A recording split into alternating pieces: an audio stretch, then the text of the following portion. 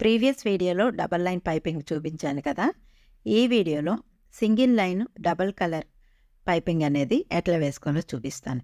నేను ప్రత్యేకంగా క్లాత్లు ఏమీ పర్చేస్ చేయలేదు. శారీ బ్లౌజ్ కుట్టగా మిగిలిన పీసెస్ని మ్యాచ్ అయితే వాటినే యూజ్ చేస్తున్నాను. కాకపోతే శారీ బ్లౌజ్ పీస్ అనేది ట్రాన్స్పరెంట్గా ఉన్నది కాబట్టి ఒక్కొక్క కలర్ని డబల్ లేయర్ తీసుకున్నాను.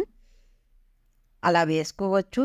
లేదు అంటే కనుక మీరు మీ దగ్గర వేరే కలర్సు అంటే వేరే మెటీరియల్ ఉన్నా వేసుకోవచ్చు. లేదంటే పర్చేస్ చేసుకునే టైం ఉంటే కనుక మీకు కావాల్సిన కలర్స్ని మ్యాచ్ అయ్యేలాగా చూసి పర్చేస్ చేసుకోండి. నేను 1 ఇంచ్ విడ్త్ తోటి లెంత్ ఎంతైనా తీసుకోవచ్చు మనం. నేను మిగిలిన పీస్ తోటే వేసేస్తున్నాను కాబట్టి ఉన్నంత వరకు అటాచ్ చేసేసాను.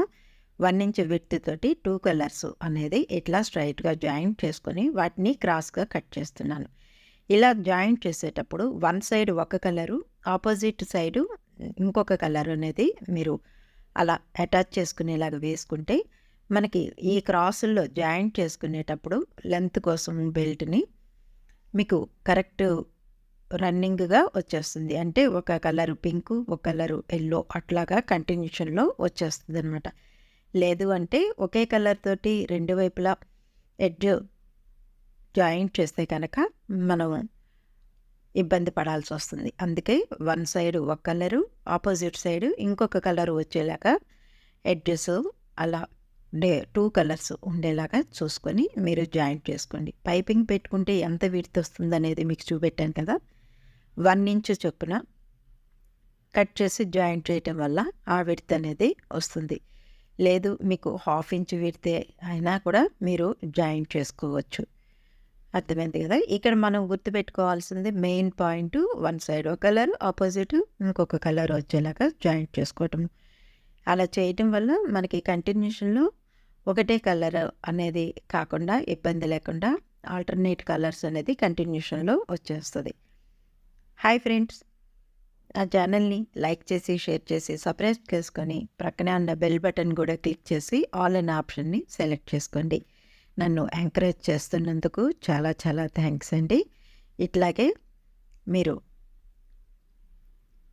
వాచ్ చేస్తూ ఉండండి, నాకు సపోర్టు ఇస్తారని ఆశిస్తున్నాను. డిఫరెంట్ 2 కలర్స్ అనేది ఎడ్జెస్ ఉండటం వల్ల ఇలా అటాచ్ చేసుకునేటప్పుడు కంటిన్యూషన్ అనేది వచ్చేస్తుంది.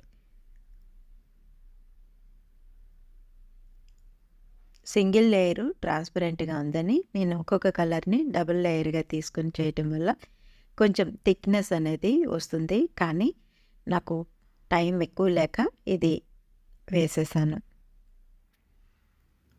సింగిల్ ఫుట్ అనేది పెట్టేసుకొని థ్రెడ్ని ఇక్కడ మీరు చాలా సన్నగా తీసుకోవాలి. ఎందుకంటే సీమ్ ఎన్వెన్స్ లోపల పక్క నుండి వాటికి ఖర్చు అట్లా ఉండటం వల్ల ఉబ్బెత్తుగా ఉంటుంది. జాగ్రత్తగా వేయగలగాలి మనం. థ్రెడ్ ప్రక్కమ్మటే వేసుకోవాలి. థ్రెడ్ మాత్రము సన్నడిదే తీసుకోండి. బాగా లావు ఉన్న లేదా మీడియం లావు ఉన్నా కూడాను ఇంకా మందం అని అనిపిస్తుంది అనమాట పైపింగు. ఎంత సన్నగా ఉంటే థ్రెడ్ అంత ఫినిషింగు బాగుంటుంది, కనపడకుండా కలరు.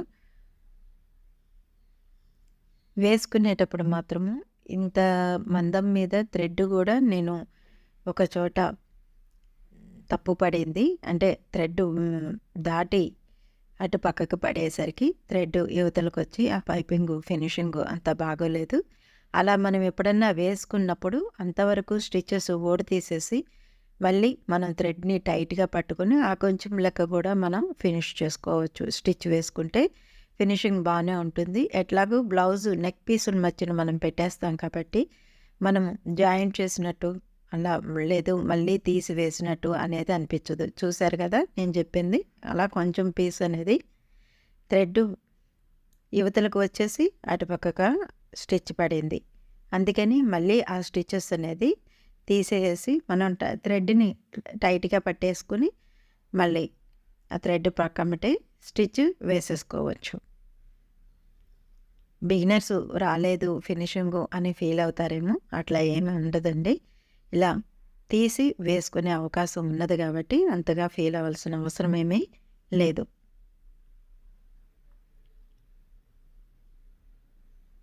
ఈ రిప్పర్ తోటి ఇలా స్టిచ్చెస్ అనేది తీసేసుకుంటే మళ్ళీ స్టిచ్ చేసేసుకోవచ్చు.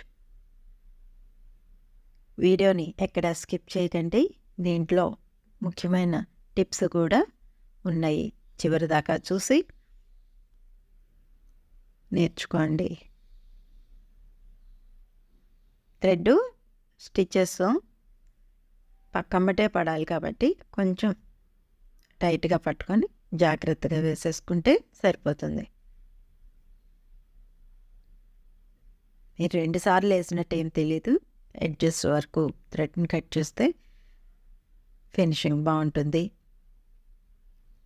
మనకు కావాల్సిన విడ్త్ అంటే నెక్కి జాయింట్ చేసేటప్పుడు ఎక్కువ ఖర్చు ఉన్నా కూడా ఇక్కడ ఏమవుతుందంటే నెక్ ఎడ్జెస్ అనేది మనకి కనిపించవు. ఆ ఎడ్జెస్ తగ్గట్టు ఇది పెడితేనేమో నెక్ విడ్త్ అనేది ఎక్కువైపోతుంది, పావించి ఎక్స్ట్రా. అలా కాకుండా ట్రిమ్ చేసుకొని ఇట్లా అటాచ్ చేసేసుకోండి. లైనింగ్ మార్కింగ్ అనేది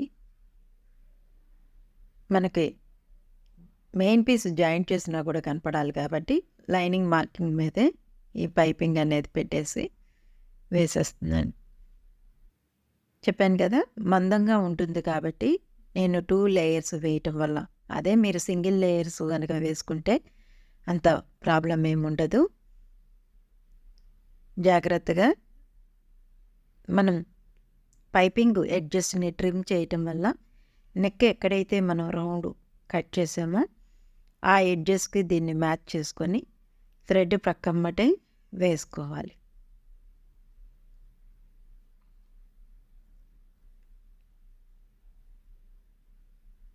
శారీస్ ఉన్న కలర్స్ని మనం మల్టిపుల్ కలర్స్, నేను ఇక్కడ 2 కలర్సే తీసుకున్నాను, మీరు 3-4 కలర్స్ కూడా తీసుకొని చేసుకోవచ్చు. 1 ఇంచ్ కంటే ఎక్కువ పెట్టకండి. కలర్స్ యొక్క విడ్త్ పైపింగ్ కోసం. మెయిన్ పీస్ కూడా ఇప్పుడు అటాచ్ చేసేస్తున్నాను. ఆల్రెడీ మనం ఒక స్టిచ్ వేసాం కదా, ఆ స్టిచ్ పైకి కనిపించేలాగా పెట్టుకొని మనం వేసుకుంటే కరెక్ట్గా అదే స్టిచ్ మీద పడుతుంది. పిన్స్ పెట్టేసుకోవటం వల్ల కంటిన్యూషన్ రన్నింగ్లో మనకి స్టిచ్చెస్ అనేది వేయటానికి ఈజీగా మూవ్ చేసేస్తాం మనం.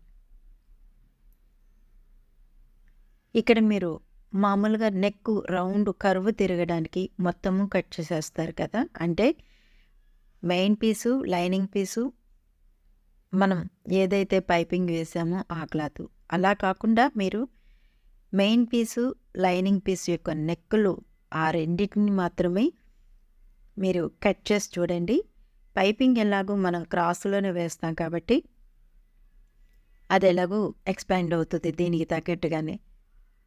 ఓన్లీ మెయిన్ పీస్కిను లైనింగ్ పీస్కి నెక్ ఒకటే మీరు కట్ చేసి చూడండి, చాలా చాలా బాగుంటుంది. పైపింగ్ కూడా కట్ చేయటం వల్ల ఏమవుతుందంటే ఆల్రెడీ నేను వేసింది శారీలో బ్లౌజ్ పీసు ఇంకా పిగిలిపోయే అవకాశం ఉంటుంది.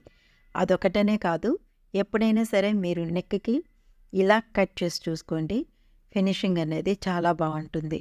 పట్టేసినట్టు ఉండదు నెక్. ఫోల్డింగ్స్ చిన్న చిన్న ముడతలు అనేది కూడా కుట్టేటప్పుడు మనకి రాకుండా నీట్గా ఉంటుంది. పైకుట్టు వేస్తాం కదా, అప్పుడు కూడా ఈజీగా మనకి స్ప్రెడ్ అయ్యి స్టిచ్ అనేది చాలా నీట్గా వస్తుంది. నేను ఇక్కడ బ్యాక్ పార్ట్ వర్క్ ఒకటే వేశాను, ఫ్రంట్ పార్ట్ కూడా ఇట్లాగే వేసేసాను. ఇప్పుడు ఫ్రంట్ పార్టు బ్యాక్ పార్టు రెండింటిని అటాచ్ చేసేస్తున్నాను. అంటే ఏ పార్ట్కి ఆ పార్టు, లైనింగ్ పీసు మెయిన్ పీస్కి అటాచ్ చేసేస్తున్నాను. మీరు డబుల్ స్టిచ్ వేసేసుకోండి దీని మీద. పైపింగ్ కూడా మనం ఈ సీమ్ ఎలవెన్స్ లైనింగ్ వైపుకే తిప్పి పెట్టాను నేను, ఒకసారి మీరు అబ్జర్వ్ చేయండి. ఈ స్టిచ్ వేసేటప్పుడు పైపింగ్లో మందం ఉంటుంది కదా, కొంచెం కేర్ఫుల్గా వేయండి.